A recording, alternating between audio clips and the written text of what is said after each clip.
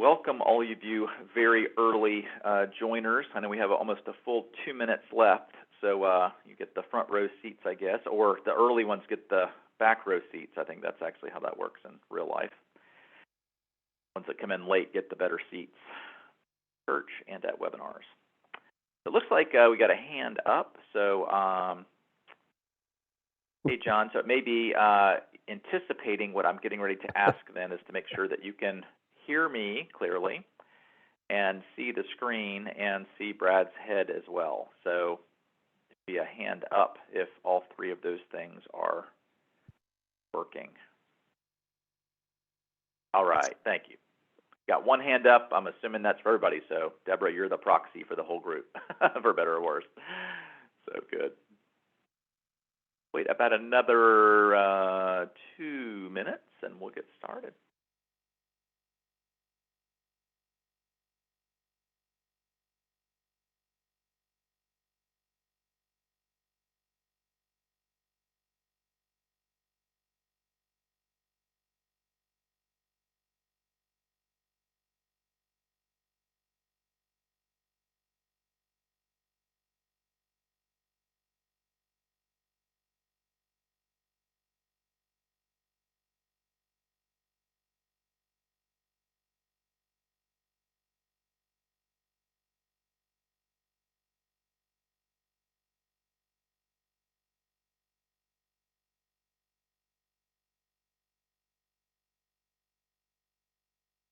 Welcome, welcome.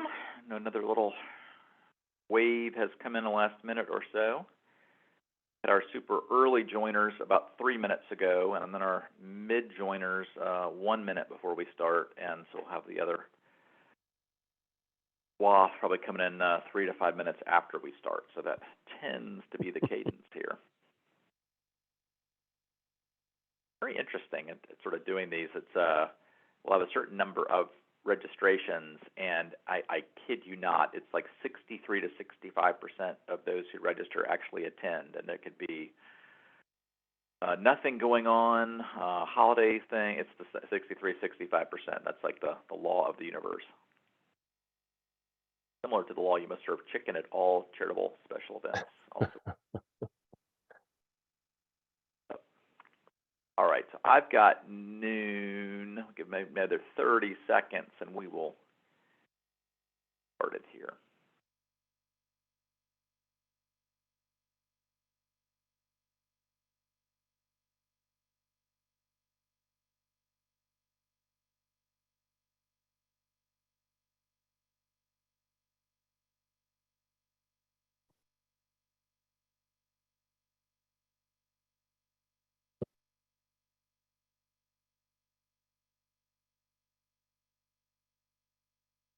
Okay, we're going to go ahead and get started. So I appreciate everybody being here.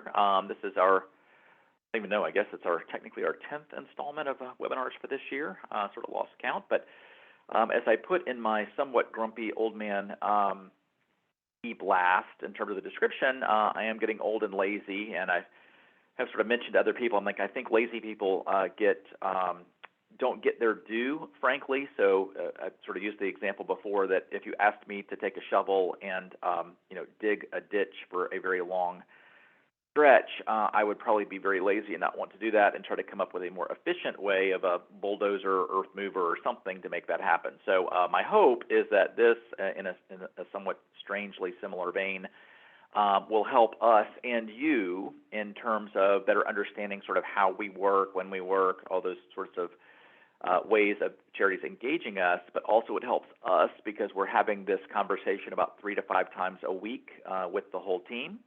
And rather than doing that each and every week, thought that it would be better if we just did one webinar once, and then we can help guide others to the webinar to answer these very common questions.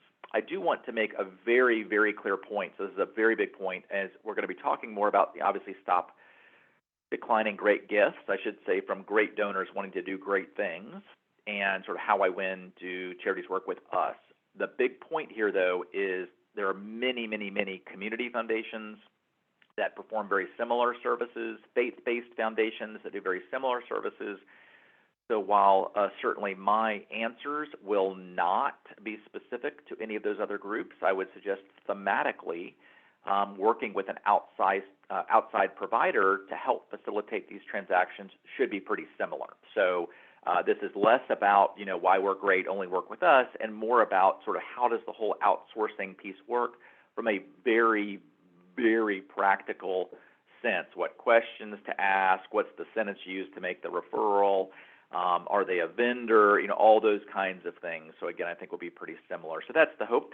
I've got Brad Caswell, who's been with us, I think he said just a bit over 4 years now, which is pretty unbelievable. I will say and admit that Brad was an evil competitor back in 2003 when I created Charitable Solutions with my partner, Mac Johnston. So Brad had made the poor choice of working with a competitor, but I can't remember, Brad, honestly. You cold called me or I cold called you as one or the other, and struck up a friendship then and sort of very much enjoy sort of this lane. Brad did that for a bit and then went to work for Vanguard Charitable, very, very large donor advised fund, as many of you know, as their chief operating officer. So Brad, maybe just a quick comment sort of about that, sort of your work there and sort of with us, and then also you do some very interesting additional things that I think would be helpful for those on the call to know. Sure. So thank you, Brian. We did meet back in 03, 04, 03, whatever, and we both wanted to open up this pool of non-cash assets to charities and donors to increase philanthropy. And at the time, you had a better mousetrap than I did, and I gave up the ghost a little earlier and went to work as the chief operating officer at Vanguard Charitable. That was a great organization. I left there in 2018, but one of the things that's important, and it'll come through in this conversation, I think, is that at Vanguard Charitable, we realized we didn't know the real estate space, and it wasn't something we were going to get very good at very fast. And we weren't going to see that many gifts across a year of real estate donations to the DAF. And so we partnered with Brian right up front to say, Brian, we get something wacky, oil and gas. I mean, just not something that's going to come in easily, and we don't have a team of people who can do it. So we turned to Brian at Vanguard Charitable frequently to say, help us with this kind of gift. So it was a great partnership. It was great fun to keep staying in that illiquid asset space for me. I left there in 2018, hung up my own shingle in doing consulting in the DAF space for charities, for financial advisors, for donors, all trying to understand this growing world of donor advised funds. And have recently got into more of the workplace giving DAF conversations. There's a conversation going on actively that I'm involved with regarding roundup transactions of credit cards that feed into donor advised funds. And so I'm actively working in that space, and I actively evangelize the subject of illiquid asset gifts. And I think one of the interesting things you'll find through this conversation is that one of the foundations that Brian has built his business on is the basic concept of a donor advised fund. It's not cash sitting in there, it's a deed or it's a contract for a LLC, but it's very similar to the kinds of things I was working in. And so it's a great privilege to be involved in evangelizing this great opportunity for donations. So back to you. I think that's my world. Well, I appreciate that. Yep. Yeah. And Brad's been great about helping us a lot on the operations side, but also helps on new business. So he's had the fun of our full data migration over to Salesforce, which is working surprisingly well, frankly, because of Brad, and but also just sort of overall efficiencies and flow as we sort of grow and grow. That obviously becomes much more necessary, but also on the new business side with some of the larger client relationships that we have. So, but Brad will be serving as our MC a bit today. So we've sort of designed this as a Q&A. And so again, these are the top questions that we get 3 to 5 times a week. Probably captures maybe 90% of those. And so we thought it'd be good. We can, in essence, sort of document them in this way. And then so if other charities are calling, or if they have heard these answers, maybe it was 6 months ago, but sort of need a refresh, or there's a new person on staff or a new board member, that's really the hope of today's call too. So with that, we're going to just jump right on in. Again, we don't send these slides out per past sort of approach. However, we do certainly send out a link for this, which will probably come out early to mid next week. And so that's free in addition to the other, I don't even know now, maybe 25 or 30 webinars that we've done monthly sort of since the pandemic.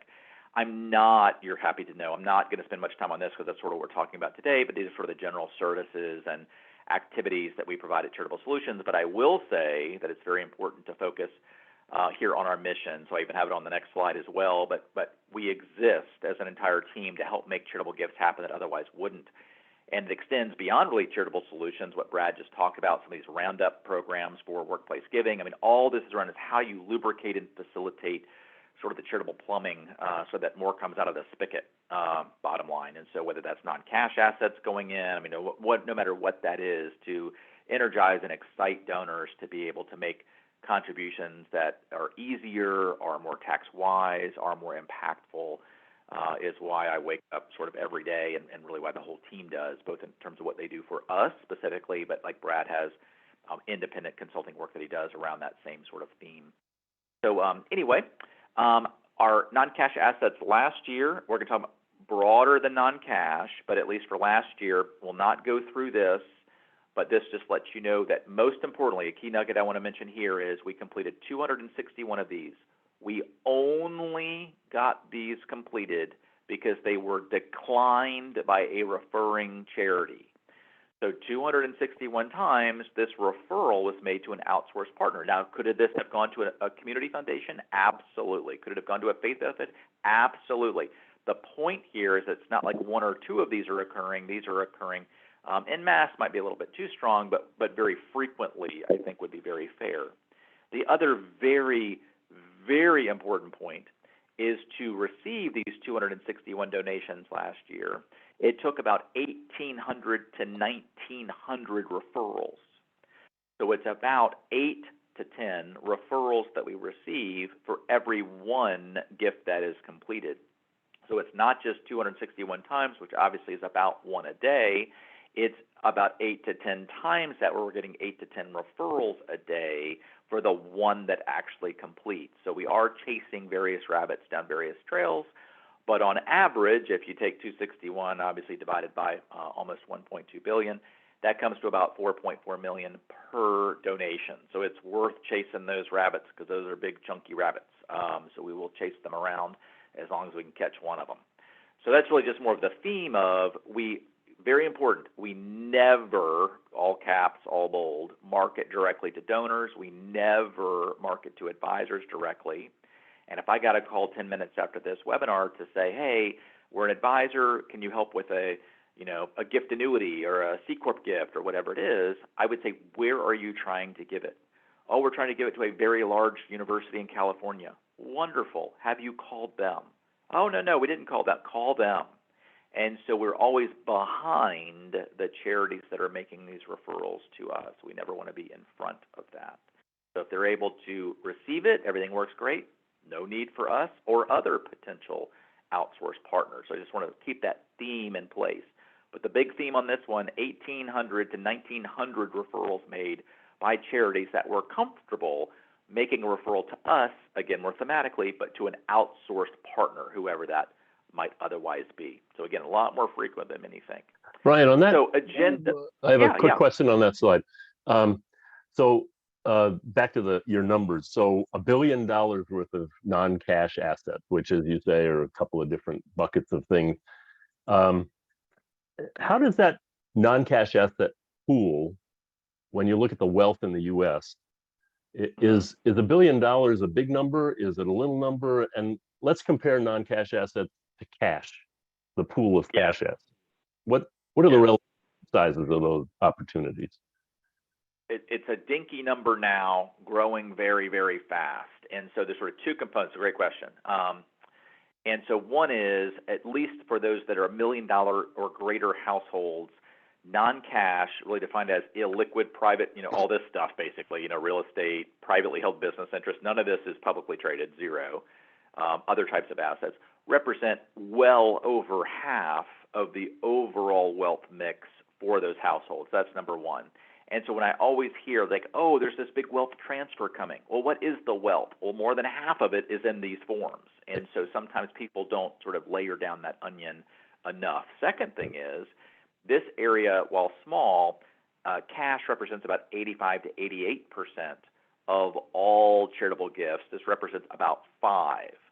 So it's, to me, this is so illogical for larger gifts that you have cash coming in like crazy, but cash represents 3, one more than 2, 3% of the actual balance sheets from the household census data. So all the money is coming from the smallest piece of the pie, least tax-effective way to make a gift, hurts their lifestyle the most, drives me absolutely nuts. Right. Yep. It should be coming from the more tax-effective piece, biggest piece of the pie, hurts their lifestyle the least, allows them to make larger gifts than otherwise they thought possible. But the great theme is super perfect storm occurring, where you have baby boomers who are retiring. They're retiring from what? They're retiring from real estate. They're retiring from their businesses. And so that's why, in particular, 2021, we raised 5x, 5 times more in 2021 than we did in 2016. Our evil competitors in this space, who we all talk and like and we are very collegial, they also are raising on average 5x. So while it's still 5%, pretty small piece of the overall pie, it is growing exponentially, where literally our foundation, Dechomai, since 2016 has grown by 100% a year. That's doubling every single year through 2021. So rapidly growing, still too small of a piece of overall giving, but it represents the largest wealth bucket within the balance sheet. Right. Yep. Great question. Yes. Great question. So with this, I'm not going to read all this. We'll sort of hit each one of these by each slide, but you can see here thematically, who are we, mission, history, structure, staff, how do we work with charitable organizations, which would be similar to how other outsourced partners were. We get this question all the time. Brian, what's the exact one sentence that charities use to make a referral? Big nugget.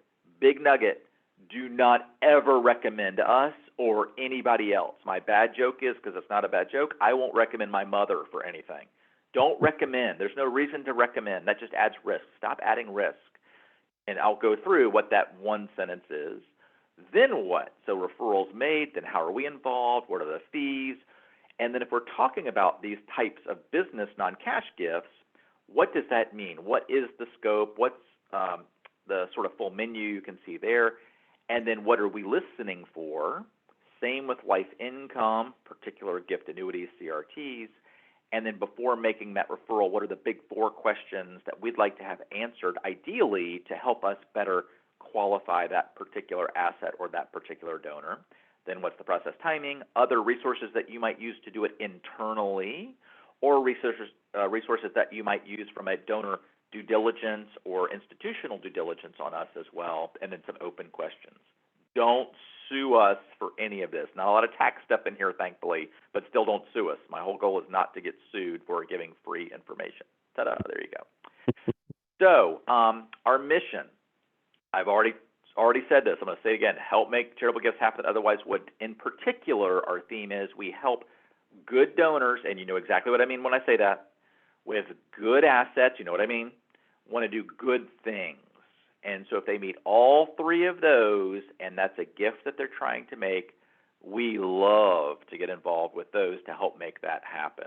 Or again, other outsourced partners can help too. I'm not going to go through all of this craziness, but only to say that for business purposes, really donor needs, we created a Dechomai Foundation corporate form in Nevada. That was the first thing created in 2003. If we can make it another 60 days exactly, we will have existed 20 years.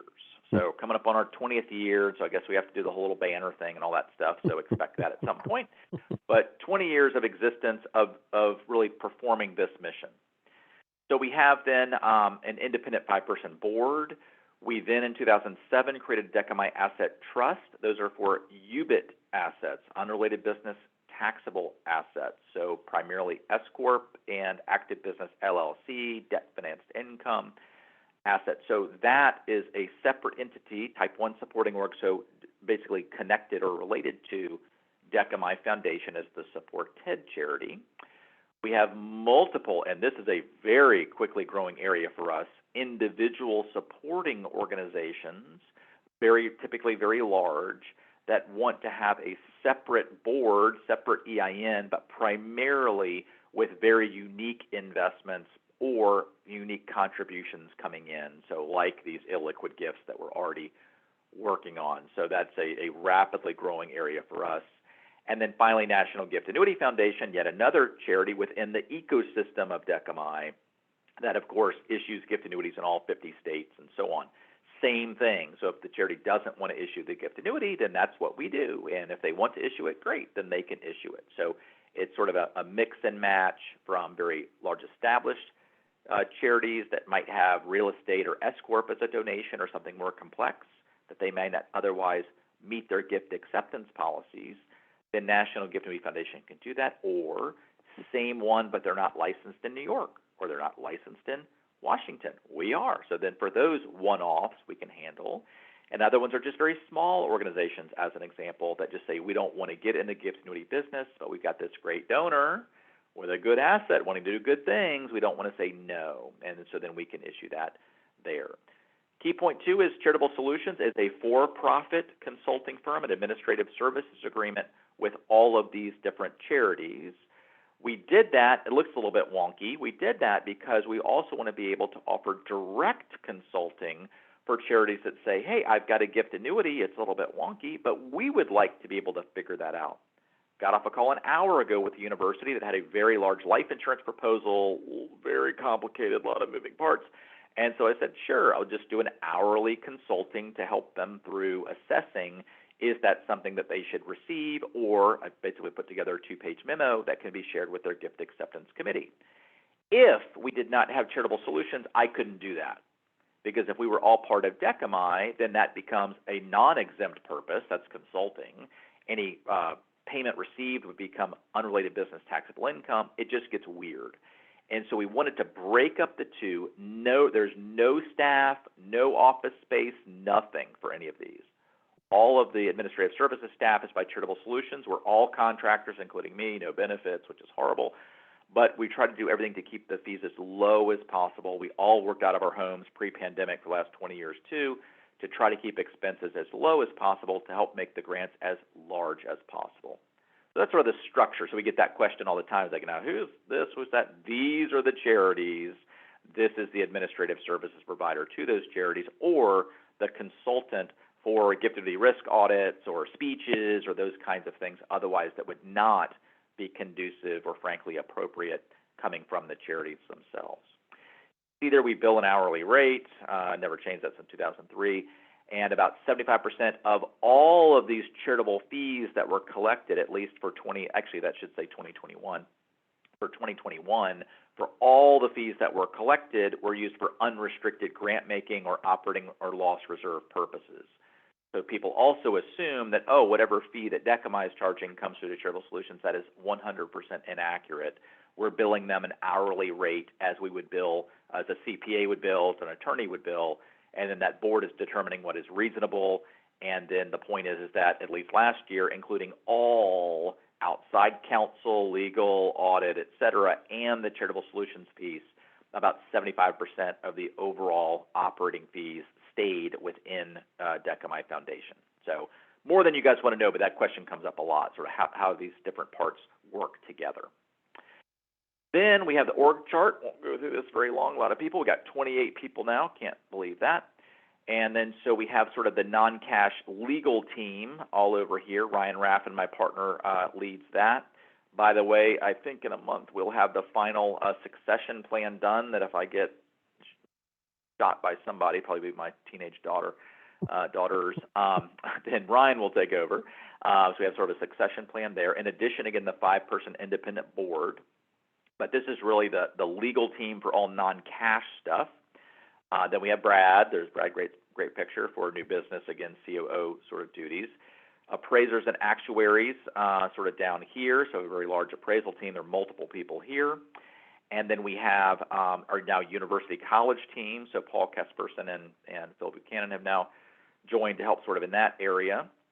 Community Foundation team here, and then sort of the accounting financial stuff, and then National Gift Annuity Foundation stuff. So don't want to go into any more detail, you don't care, but a lot of people would say is, oh, you guys have like 2 or 3 people. It's like, no, we got 28 people with each different expertise areas, all direct sort of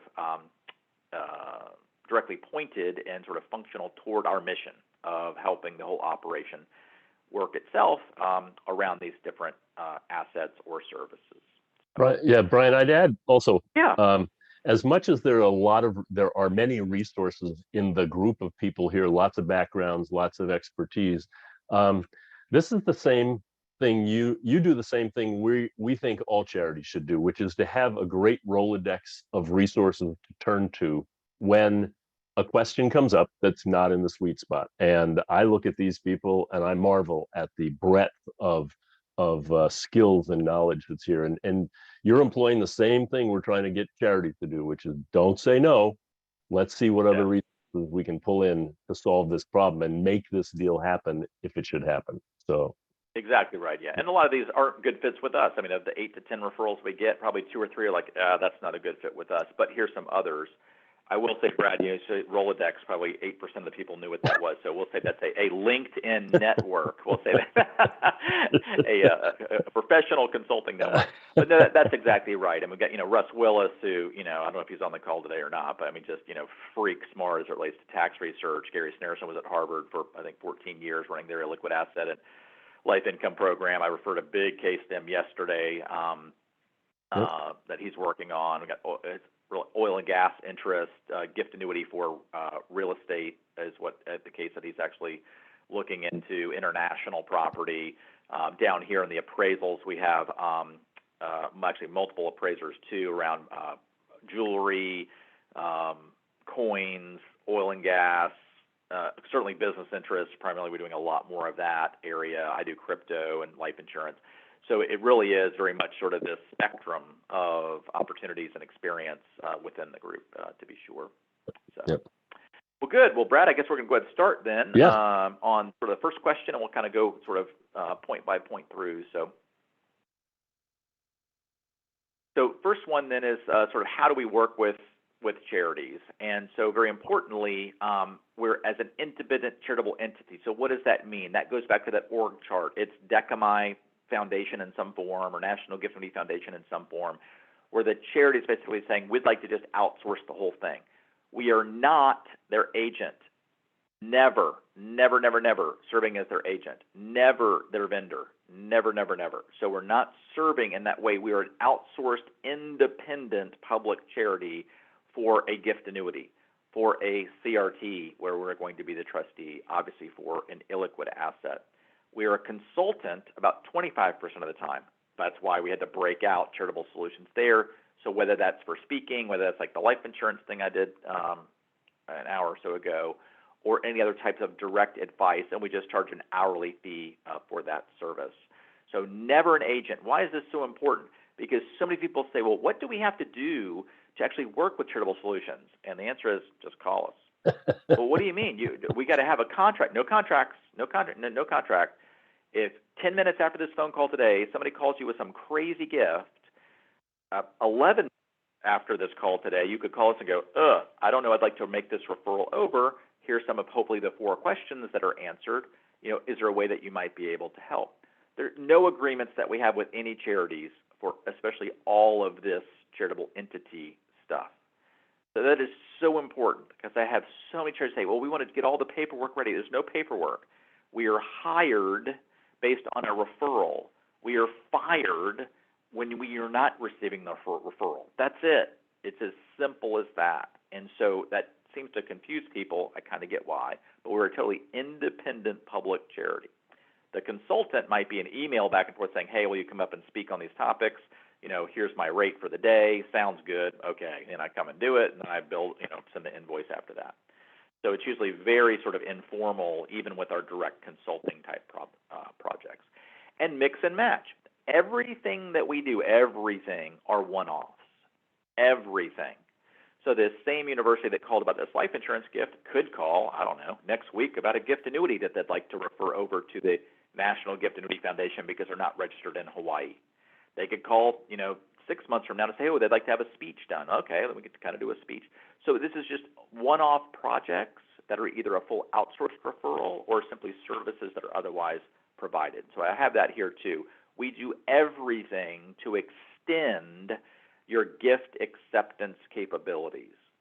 And otherwise, things that maybe that you have received, like this life insurance thing I keep talking about because I just talked about it for an hour, is to help them with their gift acceptance process. So all of this is around expanding the menu of those charities that we work with, like Brad said with Vanguard, like with the real estate, for what currently real estate doesn't fit in their box. Next month it could, I don't know, or it fits in their box but only for residential real estate, not for commercial real estate, or maybe it'll fit in their box for all domestic but not international. We do all of that. So they just shift their box around, which does change, by the way, from time to time. And then as their box changes, then we are just receiving as appropriate. They might be referring to other places too, but that's spillover. And so that's really the goal, is they work with us on a case-by-case basis, whether it's a full outsourced or a consultant, none of which requires lots of paperwork and setting us up as a vendor and all that kind of stuff. And then we're able to do that, a particular service or particular gift, and then whatever the next one is, then they can choose to engage us or not. So that's sort of number one. So Brian, you've identified two very interesting barriers to referral. Organizations have got reasons up and down the line on we can't do this and so forth. And you identified two barriers. One is it's too hard to engage with Charitable Solutions, and you knocked that out and said there's nothing other than pick up the phone and call, no contracts. You've identified this thing called the gift acceptance policy. And you and I have talked about this ad nauseum, and that as a barrier to opening the door to non-cash gifts. What sort of top 4 or 5 barriers are you seeing in 20 years of experience that prevent charities from being in this business, even outsourcing this activity? Yeah, and it's a great question, and I get a little bit fired up because it's like if you deal with any of these sort of questions for 20 years, you just start to start to get a little scarred up. So it is a great question. It is really the question, though. So I want to be respectful to that and answer as clearly as I can. So the first thing that we hear, and I also want to back up a little bit. We got this 1,800 to 1,900 referrals. 95% of those came from probably 15 to 20 charities. Facts. Yeah. 15 to 20 are shaking bushes like anybody on this phone probably can't believe, and all kinds of weird stuff's falling out. And some of that weird stuff, like we can swallow that themselves. And a lot of the weird stuff that falls out, like we don't want to swallow that or chase that rabbit down multiple trails. So we'll refer that over. This has driven me insane because for 20 years, probably 15 years ago, 95% were coming from 15 to 20 charities max. 10 years ago, 95% were coming from 15 to 20 charities. You get the point. It's the same thing. We're not moving that needle. And those that are shaking those bushes hard, crazy amounts are falling out. We're not raising $1.2 billion from 4 charities. That's chunky. That's a lot coming out. So what's happening though, Brad, to your point, is I hear all the time, oh, well, our donors just don't bring this up. Well, why do their donors bring it up? It seems weird. And probably because, it's not in our gift acceptance, so we don't put it on the menu of anywhere on our website or any communications or no testimonials. Strange, people don't bring it up because you're not bringing it up, right? 2, they think, I think painfully so, that they have to do this gauntlet of due diligence as if we're going to get married or something over a 6 to 9 month period with 14 committees and boards. The more due diligence you do, the more risk you take. Stop doing that. We have lots of information. Our competitors have lots of information that's out there that can be reasonable due diligence, but this does not need to be a 6 or 9 or 12 month gauntlet of approvals. I'll be real blunt. I mentioned to Brad 4 minutes before we started this. Those charities that have to go through that level of approvals to outsource something that there's no contract, no agent, no vendor anyway, I'm going to be bad. You're not going to get these gifts anyway. You're going to have so much institutional sludge and goo that you're not going to be able to be nimble enough to have the right conversations with the right donors. I'll just say it. I don't care. This is recorded, whatever. The point is, it's like I don't even want to go through all that because I know I'm not going to get any referrals at the end of that anyway. I just won't. So I think there's that piece. So I think it's expanding the menu item, whether you can take it in or not, and to talk with a smile about, yes, would love to have a conversation about real estate, but we've got certain gift acceptance policies, and there may be a way that we can help facilitate this, even if we can't directly, through an outsourced partner that we have. Whether that's us or somebody else, I don't care. Just saying that is going to open up the whole conversation a lot more. So to me, that's sort of the institutional blocker. There's the mental blocker of, our donors aren't doing this. They're doing it with somebody. It's just not with you. There, I said it. And to be able to do it proactively and optimistically, sort of having the conversation versus, oh, God, I hope they don't bring up real estate. Strangely, then they're not going to bring up real estate. I mean, it becomes self-fulfilling in a pretty big way. Yeah, and I probably told needled a lot of people on the call, but I've been doing this a while. I got you wound up. So, exactly. So Doesn't take much, Brad. and you and I talked. I had a call just yesterday with somebody who said, "Hey, this is great. I think management really wants to talk about this illiquid asset stuff. Can we talk about this in January after the busy season?" And I said, "You're going to get the phone call tomorrow. There's no barrier to engaging. Right. You don't have to wait. It's just changing the mindset to get to a yes, as opposed to we can't, apologies, and so forth." So that brings us to the next slide, which is well, and if we screw it up, don't make another referral, right? So that's the American way. It should be the American way in my view. So right. We had a question come in. Maybe Brad, you can take a look at that question, but I'm going to go through this one here. So Sure. This is sort of what is the one sentence. So Brad's perfect point, this call that he discussed yesterday.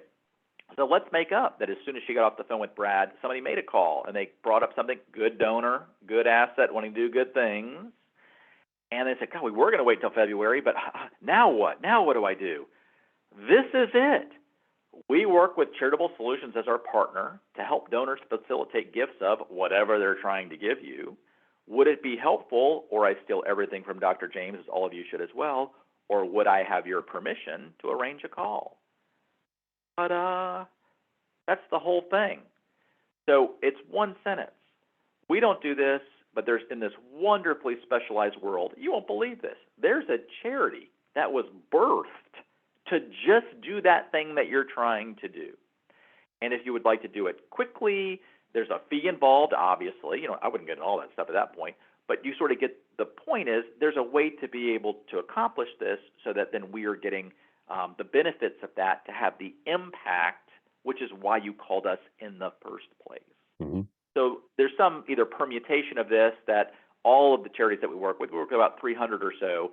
Again, I'd say 90% are coming from the top 20 referral sources that we work with, and they basically just use this. And it's what I find so interesting too is, and I had 2 emails from one yesterday, one today, from one of these charitable partners, a newer one, and they just put the email, boom, boom, boom, boom, boom, boom. They work great. Here's the thing. We're not giving a recommendation, but this is a group that specializes in these types of gifts. And in both cases, we had the donor on the phone within an hour. Because it's just a presumed, well, certainly you're going to want to talk to these people versus, well, I don't know, would it be okay? You get it. Have a presumed, here's a group or 2 or 3 groups out there that do this. And if we can help facilitate that, that'd be great. We're so excited about potentially using this gift to further our mission.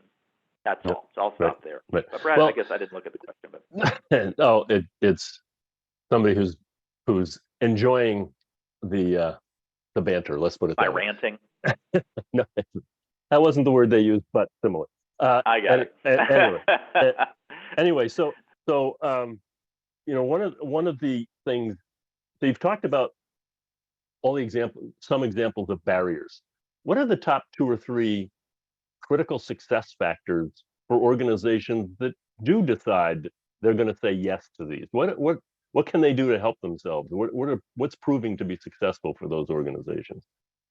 Yeah, great question. And I think it's those that are intentional and clear about what gifts within their gift acceptance policy that is their box. I don't know why I visualize this all the time, but the gift acceptance policy is a box, and you can have a smaller box or you can have a bigger box. But to be very specific about what is big, clean, and quick, that's what most people would say, and you define that differently, every organization on this call.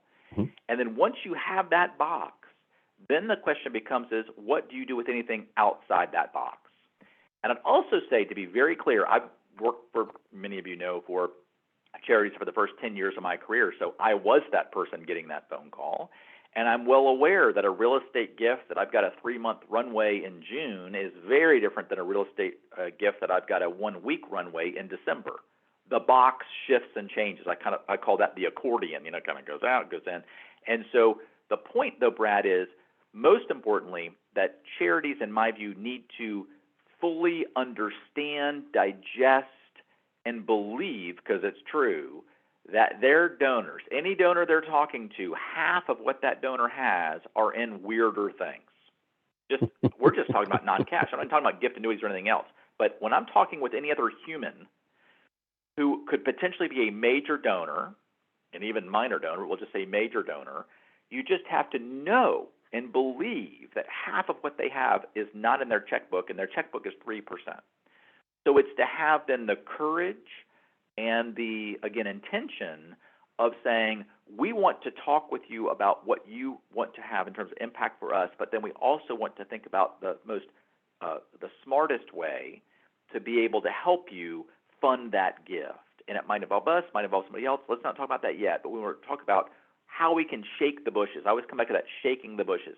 And the organizations that are best know that there are a lot of, this is an analogy I've never used before, a metaphor I've never used before, but they know there are coconuts like all in those trees. The coconuts everywhere, and they're shaking those trees hard versus like, I don't think there are any coconuts in there. I don't want to shake the trees. Those are the ones that are never going to be successful with this. Right. And so those that are make the presumption, because it's true, that more than half these assets are in these forms, and we're going to have the full menu, and then of the full menu, some of those items on the menu they are comfortable taking in based on their gift acceptance policy or their time or capacity when that comes up. Right. But anything outside of that, they have to confidently and comfortably know if it comes in and looks like X, we'll handle it this way. Comes in and looks like Y, we'll handle it this way. They don't get so bogged down in that whole process. Yeah. So that's great, and that leads us into we've got a donor who says yes, and the next question we've got here is, okay, now what? I got a yes. Now who do I call and what do I do? And so you know this process cold. I do, and there's some variations to this, but this is the core. And so it's as easy as sending me an email or calling. Actually, that should be 375-5496. I'll change that. Right, you're probably calling somebody else getting all these non-cash gift referrals. Oops. Anyway, you'll be able to hunt me down easy enough. So within the group, I've said this whole group, and then so if I get a phone call or an email that briefly describes, what it is, asset, vehicle, any issues, let me know about the issues up front. Then we're able to say internally, oh, that might be a Gary Sneerson. He's the one that'd be best on that particular one. I can sort of make that match, or I might take that call. We have scheduling widgets, most all of us a new business, so that people can go directly into our calendars to make it easy for the charities. So that they're able to sort of, in essence, they'll go right into our calendar, then have the donor on the phone, and then discuss what might be a convenient time. We really do like it if the charity is on that first call. Doesn't have to be, but we think that sort of creates that warm handoff. The very first part of every call, we say we are not part of the charity. We are totally independent. So we are not, again, acting as their agent or vendor in any way, but they, as the charity, big point here, I should have made that bold, the charity, the donor relations person, gift planning or otherwise, is maintaining all donor relations. It's all about what that eventual gift will do. That is everything. And so we think about us like in the cave making the sausage. I don't think you'd want to make sausage in the cave, but you get it. We're just doing the actual machinations of the gift so that it can then come to fruition, which is code for cash, that we then make as a grant over to you. So it's kind of like a QCD, a qualified charitable distribution, where unfortunately these days that you have to work with the custodian, but the custodian is the one that's sort of holding the asset, has to kind of go through the paperwork and processing and admin to send you the check. So having whoever that custodian is do that is important to actually receive the gift, of course, but you as the charity are maintaining that relationship with the donor through that process about what the gift will do. And that's not exactly the same, but it's pretty close. I hate to say we're a necessary evil. That sounds very pessimistic, but we're really just the administrative facilitator for these gifts within the charitable settings. They're getting all their deductions, but the key is that the charity is always maintaining that donor relations component. We're only talking with the donor about the actual transaction. We do not want to talk with the donor about anything else. Right. This is horrible. That's wasted time to us. We are, what is it? Here's the fish, fillet the fish, cook the fish, serve the fish, next fish, what's falling out of the trees again. That's what we like to do, is that processing part. Clearly, then the donor would create the donor advised funds, DJCRT, with us, and the donor then can continue to have conversations with us in an advisory capacity, recommend, wish, suggest, and advise, precatory language, about who do you recommend we use as the real estate broker for your real estate? Who do you recommend we use as the property manager? We've received some offers. These are our thoughts. What do you recommend on the offers that we receive? So they are involved advisory. They're in the back seat of the car. Our hands are all over that steering wheel. We legally control everything. But the donor's trying to maximize the net to you.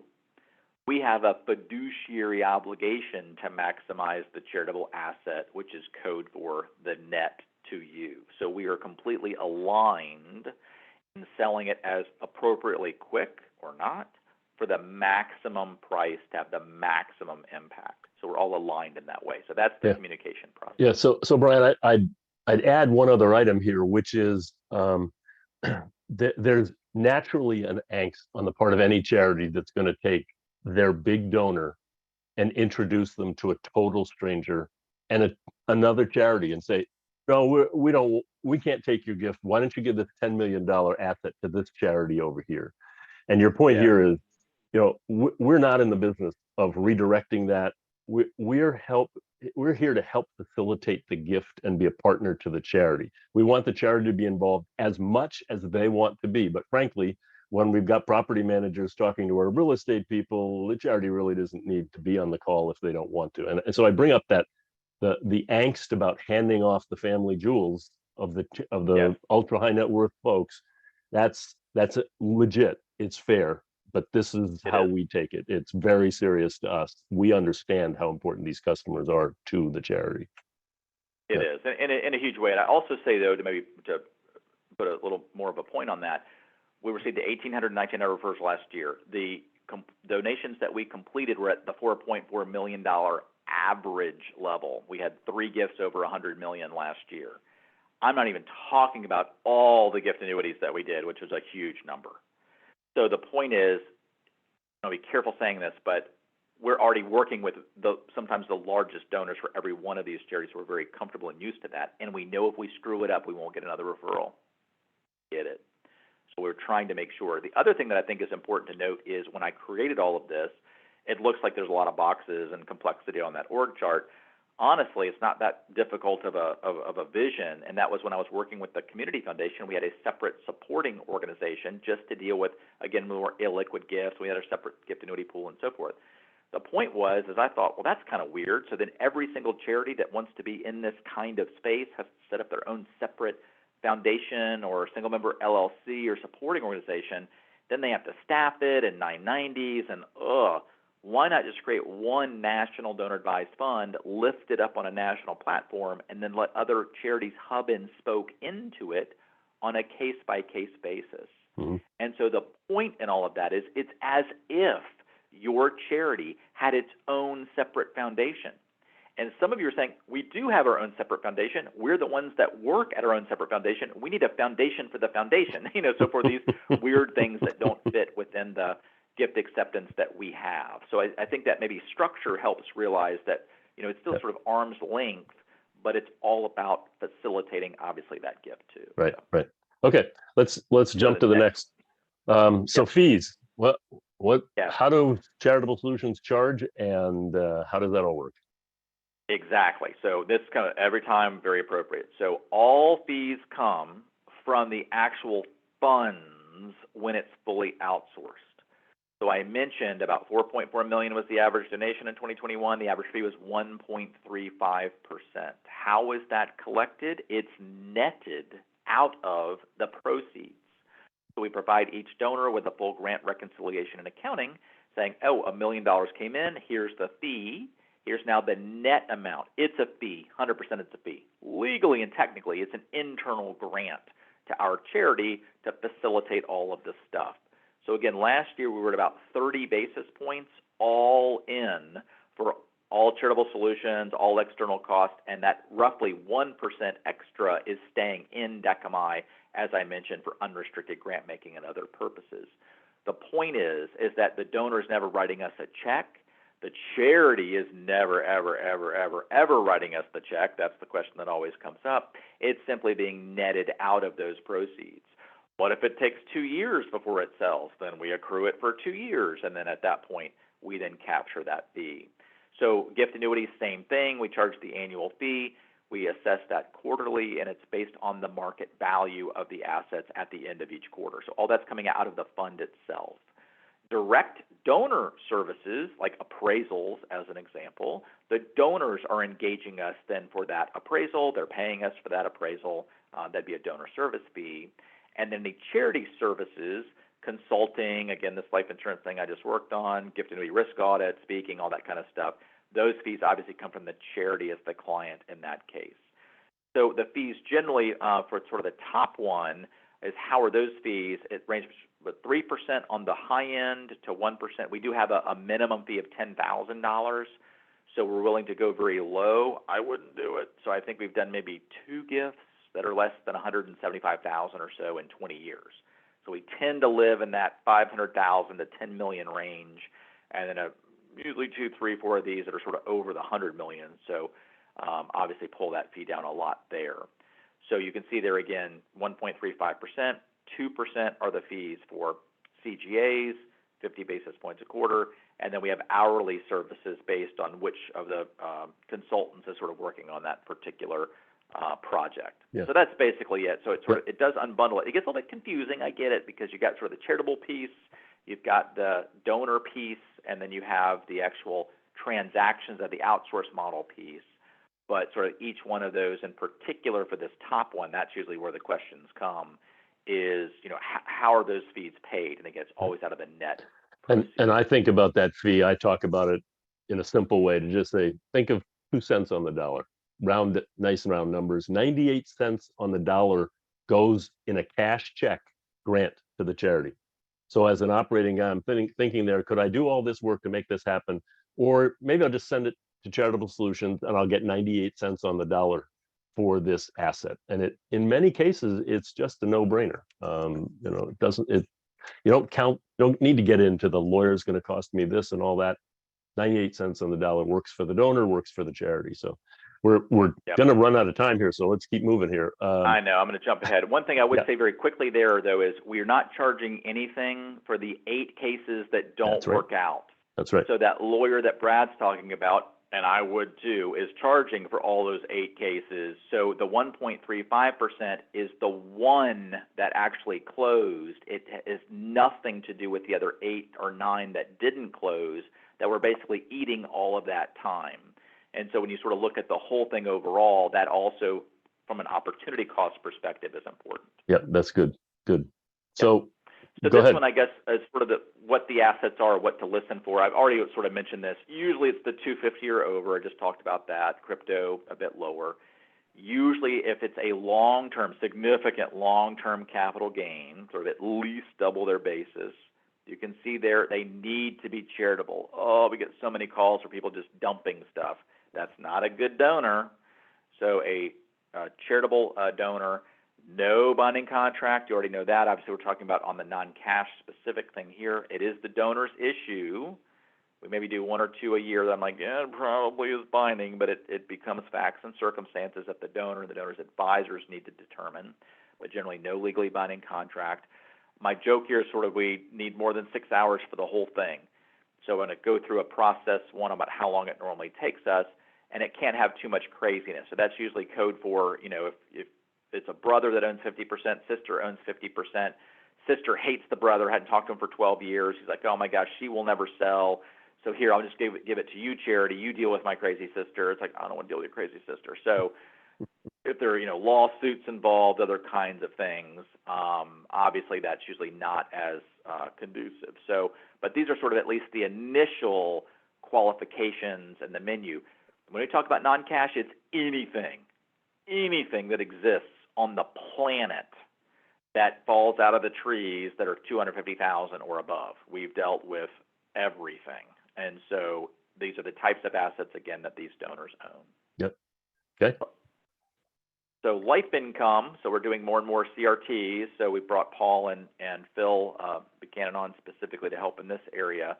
So we've actually done a fair number of these in the past, but it's really only where we're the trustee, admin, and investments. We really do the whole thing. Gift annuities, $20,000 plus, all assets, 50 states. And then we actually even do retained life estates directly, or including gift annuities in some very narrow qualification areas. We got maybe 2 or 3 of those or so. So we got a kind of a case here. What if the charity doesn't want to be an initial trustee for real estate? We do this about 2-3 times a year or so. Had some really big ones work out well, where we then serve, Dechomai Foundation serves as the initial trustee. We do all the illiquid stuff, which is what we do anyway, so all very comfortable and normal. And then once it's sold, then we simply resign to the successor trustee, which is the university and then their investment manager and administrator. So we can be that short term and then hand the baton over. Donor wants to contribute S-Corp stock to a CRT, bad, as you all know. We could actually take that into a gift annuity as an example. So that might be one example of an illiquid gift, not to a CRT, but to a gift annuity, can work quite well, assuming that issuer is a trust form donor advised fund, which we have, to super mitigate the tax. Mm-hmm. The tax on that, generally speaking, would be 8% on a gift annuity, where it would be 100% on a CRT. So it doesn't take a mathematician to figure out which one's better there. And final one, you can see, what if the donor's in New York but wants a gift annuity, but the charity isn't licensed there? We're licensed in all 50 states, so we can pick up that one. We do not offer any standalone administration. So people say, oh, can you help us register for CGAs, or do charitable registration and solicitation, or just do admin only, or investments? We don't do any of that. 0. Lots of other good vendors and partners out there that can be supportive in those spaces. We don't do that at all and don't plan to, as you can tell by my tone. So, and Brad, I'm just going to keep going, I know, because we'll be able to finish. We're good. So what are the big 4 questions? So we talked about sort of generally the qualifications and how to make that referral with the one sentence, and how to sort of reach out with my correct phone number, but my email address, or perhaps to Ryan on my team too. And these are the questions that are incredibly helpful. So what is the legal asset? How is it owned? What is the approximate value? Is there any debt, usually for real estate or flow-through business entities like LP, LLC, S-Corps as an example? And there are other issues like the crazy sister or encumbrances that we should be aware of. And then what is the path to exit or liquidity? This is going to cover probably 90% of the qualification. And if we know that even prior to a call, we can say, this is a $112,000 gift, $100,000 basis, not going to be good. Or everything looks great, but wait a minute, you said there's a legally binding sale 2 months ago. That's not going to be good. So we're able to sort of qualify those out pretty quickly. But these are the 4 that if we can know before the actual referral, so much the better. If we don't, that's okay. If the donor's trying to move quickly, these will be the first 4 questions we'll ask on the call. So we're able to sort of pick it up that way. But these are the big 4. Again, the shaking the bushes, the one sentence, how to do the communication. Usually these are 1-hour meetings. I would say 95% of the time, I think that's about right, we're going to know at the end of that hour, this is going to work or it's not. So this is not where we have to have 8 conversations with the donors over 2 weeks and get 57 advisors involved.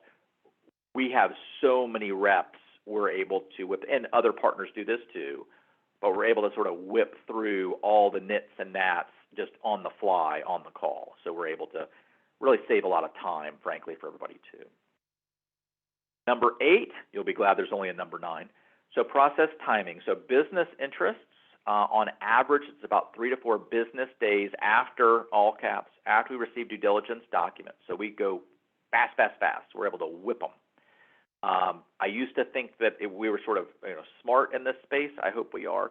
But there are a whole lot of smart groups out there too. we're number one value proposition, which is going to sound weird, is speed. We can just crank stuff. We did one, Russ Willis on our team did one in 1 day last year. Don't try to test us. We're not trying to win that award, so let's not go crazy. But 3 to 4 business days is pretty common. You can see there real estate 6 to 8, crypto 1 to 2. And so I've already gone through this. We'd have that 1 hour call. If the donor's like, yes, I think this could work, I'm excited. I've sent 2 of these out today for donors who we've had conversation with today. Then we'd send out the donor advised fund agreement. If this is a donor advised fund, obviously if it's gift annuity, then we'd send out the gift annuity kit and package, or CRT. The memo of understanding, which goes through the fees, and then our checklist that we would need to receive. We receive it, review it, do the asset transfer, complete a gift to us. We are on the chain of title for everything. Gift annuity, our asset, our liability. Nothing on the charity side. Another key point, we never, ever, ever, ever, ever manage anything liquid. So once that CGA matures, annuitant dies, or the non-cash asset sells, 30 days later, we're sending out that cash grant that Brad mentioned before. We're wiring that out. So it's just a giant flow through. Then we're doing after completion, all internal, external compliance, appraisals, 8283, 8282, everything. And then again, 30 days later, we send that out. So Brian, the important thing there is the just jump back real quick. That first section is the lead time for the donor to get the tax deduction. All those steps, 1 to 2 business days, whatever. That's when the completed gift should be done using all those steps. So the donor gets their tax deduction in that window of time, and 30 days after we've monetized the donation, that's when the charity should see the cash grant. So it's the benefit to the donor happens within that short window of time up top there. Yes. Yeah. Exactly, which is why, too, we get a lot of calls where there's likely going to be a legally binding sale, let's say on Tuesday of next week.